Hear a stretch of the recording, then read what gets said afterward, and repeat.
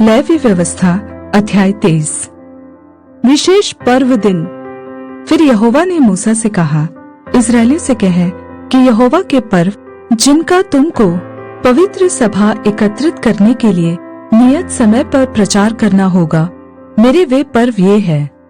सबत 6 दिन कामकाज किया जाए, पर 7वां दिन परम विश्राम का और पवित्र सभा का दिन है।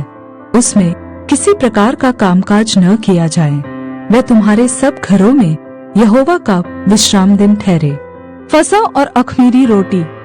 फिर यहोवा के पर्व जिनमें से एक एक के ठहराए हुए समय में तुम्हें पवित्र सभा करने के लिए प्रचार करना होगा, वे ये है। पहले महीने के 14वें दिन को सांझ के समय यहोवा का फसह हुआ करे, और उसी महीने के 15वें दिन को यहोवा के लिए अख़मीरी रोटी का पर्व हुआ करे। उसमें तुम 7 दिन तक अख़मीरी रोटी खाया करना।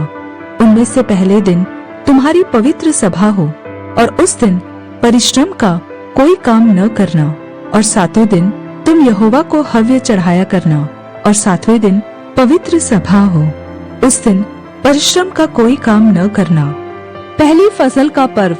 फिर यहोवा ने मूसा से कहा, इस्राएलियों से कह कि जब तुम उस देश में प्रवेश करो जिसे यहोवा तुम्हें देता है, और उसमें के खेत काटो, तब अपने अपने पके खेत की पहली उपज का पूला याजक के पास ले आया करना, और वह उस पूले को यहोवा के सामने हिलाए कि वह तुम्हारे निमित्त ग्रहण किया जाए।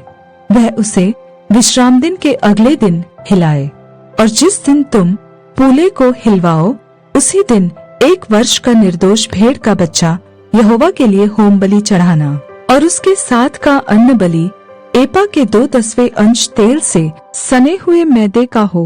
वह सुखदायक सुगंध के लिए यहोवा का हव्य हो, और उसके साथ का अर्घ हीन भर की 1/4 दाखमधु हो। और जब तक तुम इस चढ़ावे को अपने परमेश्वर के पास न ले जाओ, उस दिन तक नए खेत में से न तो रोटी खाना, और न भुना हुआ अन्न, और न हरी बालें। यह तुम्हारी पीढ़ी पीढ़ी में तुम्हारे सारे घरानों में सदा की विधि ठहरे। सप्ताहों का पर्व। फिर उस विश्राम दिन के दूसरे दिन से, अर्थात जिस दिन तुम हिलाई जाने वाली भेंट के पूलों को लगाओ, उस दिन से पूरे 7 विश्राम दिन गिन लेना। 7वें विश्राम दिन के अगले दिन तक 50 दिन गिनना, और 50वें दिन यहोवा के लिए नया अन्न बलि चढ़ाना। तुम अपने घरों में से एपा के 2/10 अंश मैदे की 2 रोटियां हिलाने की भेंट के लिए ले आना। वे खमीर के साथ पकाई जाए, और यहोवा के लिए पहली उपज ठहरे। और उस रोटी के संग 1 वर्ष के 7 निर्दोष भेड़ के बच्चे, और 1 बछड़ा और 2 मेढ़े चढ़ाना। वे अपने अपने साथ के अन्न बलि और अर्घ समेत यहोवा के लिए होम बलि के समान चढ़ाए जाए, अर्थात वे यहोवा के लिए सुखदायक सुगंध देने वाला हव्य ठहरे। फिर पाप बलि के लिए 1 बकरा, और मेल बलि के लिए 1 वर्ष के 2 भेड़ के बच्चे चढ़ाना। तब याजक उनको पहली उपज की रोटी समेत यहोवा के सामने हिलाने की भेंट के लिए हिलाए, और इन रोटियों के संग वे 2 भेड़ के बच्चे भी हिलाए जाएं। वे यहोवा के लिए पवित्र और याजक का भाग ठहरे। और तुम उस दिन यह प्रचार करना कि आज हमारी एक पवित्र सभा होगी, और परिश्रम का कोई काम न करना। यह तुम्हारे सारे घरानों में तुम्हारी पीढ़ी पीढ़ी में सदा की विधि ठहरे।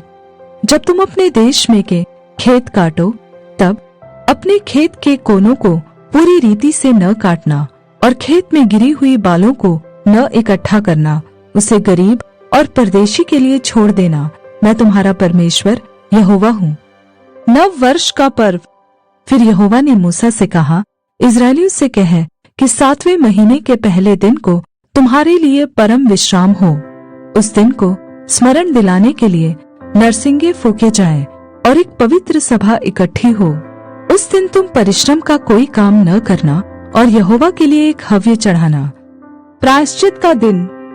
फिर यहोवा ने मूसा से कहा, उसी 7वें महीने का 10वां दिन प्रायश्चित का दिन माना जाए।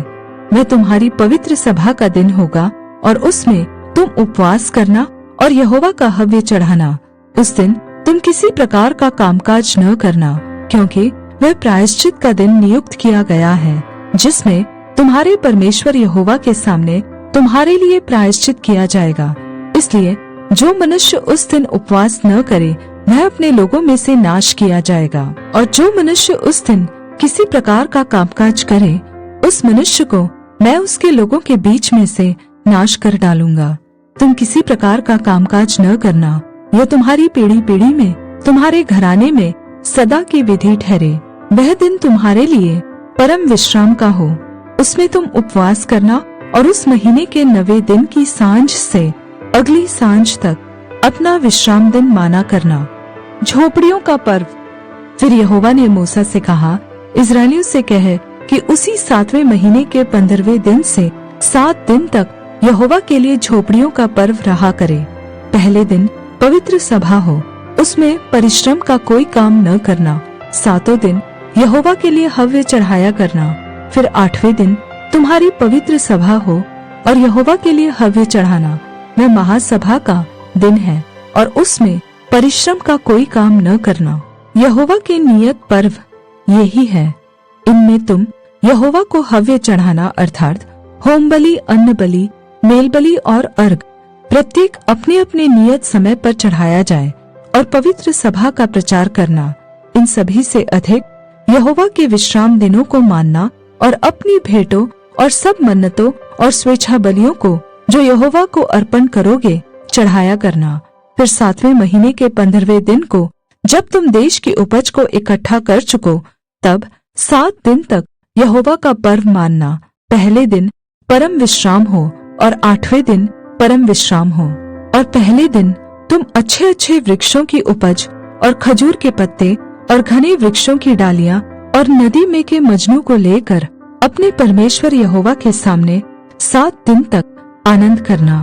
प्रतिवर्ष 7 दिन तक यहोवा के लिए पर्व माना करना। यह तुम्हारी पीढ़ी पीढ़ी में सदा की विधि ठहरे कि 7वें महीने में यह पर्व माना जाए। 7 दिन तक तुम झोपड़ियों में रहा करना, अर्थात जितने जन्म के इस्राएली हैं वे सब के सब झोपड़ियों में रहे, इसलिए कि तुम्हारी पीढ़ी पीढ़ी के लोग जान रखें कि जब यहोवा हम इस्राएलियों को मिस्र देश से निकाल कर ला रहा था, तब उसने उनको झोपड़ियों में टिकाया था। मैं तुम्हारा परमेश्वर यहोवा हूँ। और मूसा ने इस्राएलियों को यहोवा के पर्व के नियत समय कह सुनाए।